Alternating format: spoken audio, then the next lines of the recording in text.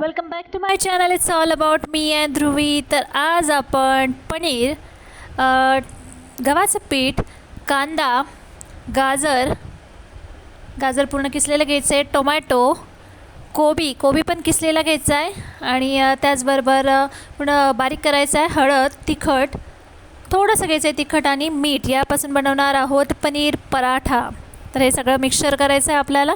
गव्हाच्या पिठामध्ये आपल्याला मिक्स करायचं आहे, व्यवस्थित एकजीव करून घ्यायचं आहे. ओके, तर या मिक्सचरमध्ये तुम्ही पाहू शकता आता आपण एकजीव करून घेतलेलं आहे. संपूर्ण जे आहे बारीक करायचं आहे, किसून घ्यायचं आहे, जेणेकरून व्यवस्थित एकमेकांमध्ये मिक्स होतील आणि पराठा करताना बाहेर येणार नाही. ओके, तर अशा प्रकारे तुम्ही पाहू शकता की तिखट वगैरे टाकलेलं आहे, आपण मीठ टाकलेलं आहे. तिखट थोडंसं टाकायचं आहे, नाही टाकलं तरी चालतं. हळद मीठ टाकलं तरी काही प्रॉब्लेम नाही.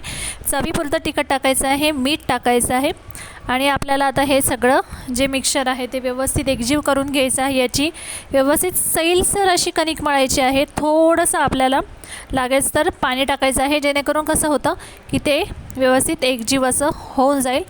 अगदी आपल्याला त्यामध्ये थोडंसं पाणी टाकायचं आहे.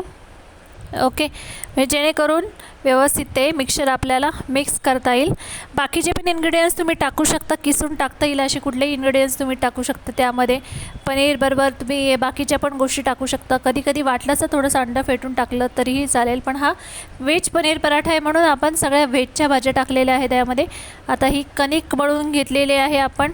सैलसर कणिक मळायची आहे, फार घट्ट नाही, कारण जनरली काय होतं घट्ट मळली तर ते कोरडं होतं आणि पिठूळ लागतं, म्हणून जाडही थोडंसं मळायचं नाही आहे. व्यवस्थित सैलसर असे पराठे लाटता येईल अशा व्यवस्थित करायचं आहे.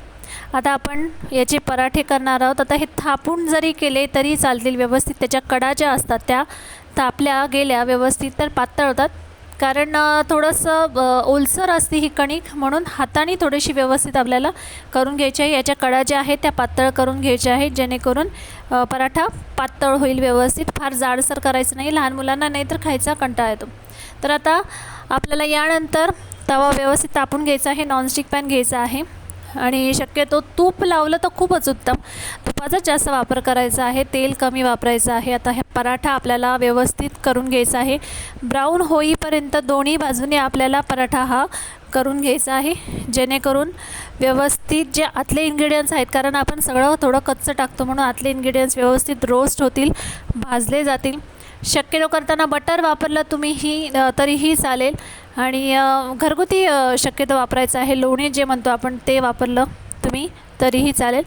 सो अशा प्रकारे आपण व्यवस्थित वरतून तेलाचा हात किंवा तुपाचा हात लावूनच आपल्याला हा पराठा तयार करून घ्यायचा आहे.